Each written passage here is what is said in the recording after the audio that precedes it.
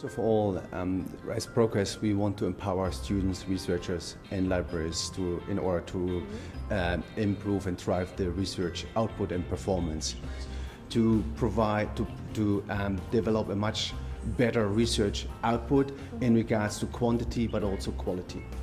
So the second process chain we're looking at is who are serving those students and researchers. And typically in any academic environment, it's the librarians who serve them.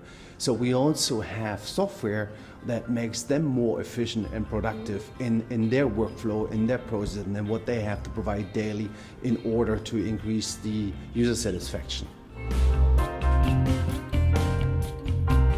So it's not finally approved. That's why we still two separate companies. We're going separately to customers. We're not talking to each other, and we behave as if nothing has happened till this is approved. Once the approval is done by the authorities, we plan to have all products line supported as we do currently. So there is no changes planned because both companies have very well established content and software in the market where customers are paying for and they're receiving a good service. So there is no short-term plan in changing this. We don't have an office in Slovenia, but we have a consortia. We're providing already a vast variety of databases with high quality content to the research community.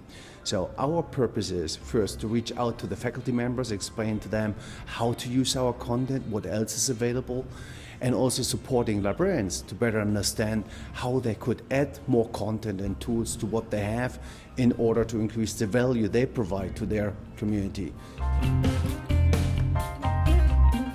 Actually, we asked our users before we launched it what they would think about the new interface. Okay. So we did a lot of evaluation assessments around the world with more than 1,000 users.